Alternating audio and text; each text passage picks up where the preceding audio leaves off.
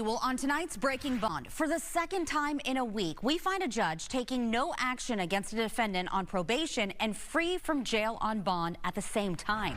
Fox 26's Randy Wallace joining us live from the courthouse. Randy. Yeah, Rossi. Now, 232nd Criminal District Court Judge Josh Hill seems to be sending a message to folks on probation. If you violate the conditions of your probation or you pick up new criminal charges, you will probably not end up behind bars.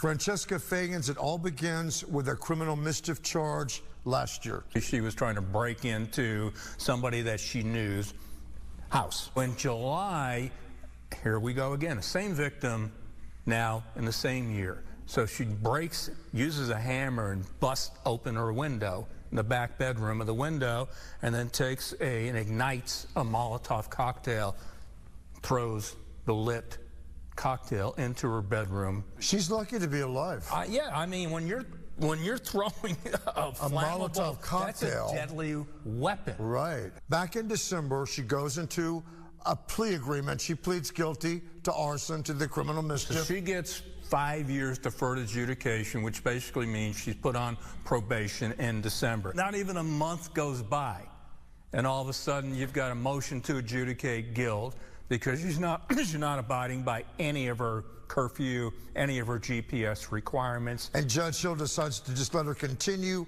on probation, and she remains free. Pretty much. I mean, you look at the document, it says no action taken.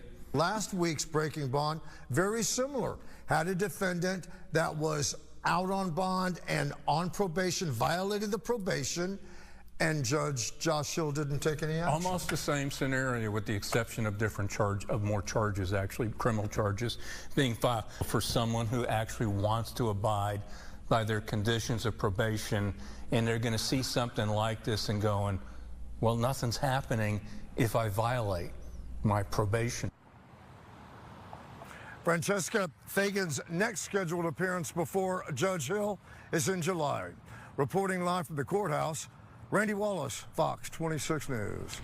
Randy, thank you. And we want to remind you, if you missed his Breaking Bond live stream today, the team continued our series, Fox in Focus, Breaking the Cycle, and talked about the increase in violent crime among youth. They look at the factors that could be causing teenagers to go down a path of crime. You can check it out over on Fox Local, which is our free streaming app for your smart TV.